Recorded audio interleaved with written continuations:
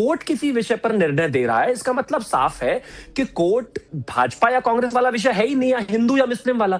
वो historical facts, evidences, ASI की reports, current scenarios सब कुछ देखने के बाद निर्णय देते हैं। और मैं तो एक चीज और कहना चाहता हूं कि अगर किसी को गलतफहमी भी हो तो जाकर खुद देखा है, आपको हिस्टोरिकल फैक्ट्स वहीं दिख जाएंगे, दीवारें दिख जाएंगी आपको। इंडिया टीवी आए दिन दिखाता है, दीवारें देखकर कोई भी बता देगा। लेकिन हम फिर भी कहते हैं कि कोर्ट जो निर्णय दे रहा है उसमें भारतीय जनता पार्टी का कोई विषय लाना, हम तो ये मानते हैं कि हाँ, भारत की जितनी भी सांस्कृतिक धरोहर है, कोर्ट के माध्यम से, कानून के माध्यम से उनको जितना रिस्टोर किया जा सके उतना कम है। आखिरकार हमारे ही थे और अंततः हमारे ही हो जाए, इससे बेहतर क्या? ये तो भगवान की अपनी ही ऐसी लीला है। बस आपने ये जो लाइन कही ना, इसी को लेकर आप पर शंका होती है, इसी को लेकर विपक्ष भी सवाल पूछता है, मुस्लिम पक्ष भी सवाल पूछता है कि एक अलग बहस छेड़ दी है भैया अपने देश में। आप हर मस्जिद के नीचे मंदिर खोजने लगे हैं ना, इसी बात का डर है इन लोगों को।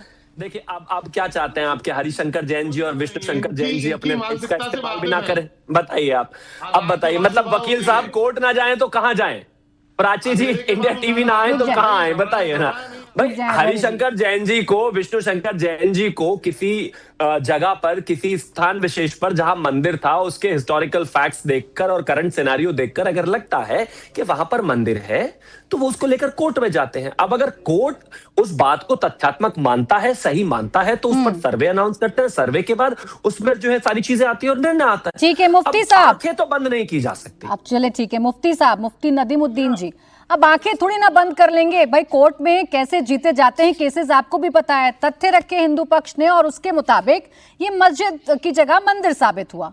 इसमें दिक्कत क्यों आ रही है आप लोगों को समझने में? देखिए, मामला सब जुडिशियल मामला सुप्रीम कोर्ट में चला गया। हमारे शिवम त्यागी जी कह रहे हैं कि गर्मी में जेल जाना पड़ेगा। सबरीमाला पर और ये जलीकट्टू पर जेल गए थे क्या जब कोर्ट की इन्होंने मुखालिफत किया? असल में इनका मेमोरी थोड़ा सा खराब है, जरा मेमोरी सही करता हूँ। अब आइए लीगल पहलू पर, कानूनी पहलू पे। 1861 के अंदर एएसआई की स्थापना हुई और 50 साल के बाद एएसआई ने अपना काम शुरू किया। ये 1329 या 33 में कमाल मौला मस्जिद को दिलावर खान ने बनाई थी। और दूसरी चीज क्या है कि वकील, मुस्लिम पक्ष के वकील ने कहा कि कार्बन डेटा के जरिए वो सर्वे नहीं कराया गया जो उनका डिमांड था। बॉटल कहाँ से मिला, सिगरेट कहाँ से मिला, और मूर्ति में मिट्टी नहीं लगी थी। बहुत सारे ठीक है, बहुत सारे इश्यूज हैं, वो तो मामला बाद में तय होगा।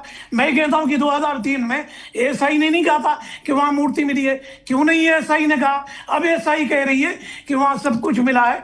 तो मैं कहता हूं मामला छोड़ दीजिए ना नदीमुद्दीन जी। एएसआई ने जो कहा उस पर तो कोर्ट ने फैसला ले लिया। आप तो गए होंगे बहुत चाला, आपने वहां जाकर देखा है। मुझे बताइए ना, कौन सी मस्जिद में हिंदू देवी देवताओं की जगह होती है? इसी का जवाब दे दें आप मुझे। कौन सी मस्जिद में हिंदू देवी देवताओं की जगह होती है? अरे सुनिए, पहले आप जबरदस्ती कब्जा कर लेंगे और कह रहेंगे नहीं, जबरदस्ती क्या कब्जा कर लिया? जबरदस्ती क्या कब्जा कर लिया? अरे वहां बाहर नमाज हुआ करती थी नदीमुद्दीन जी, कम से कम ऐसा तर्क तो दें जो तर्क गले से उतर जाए।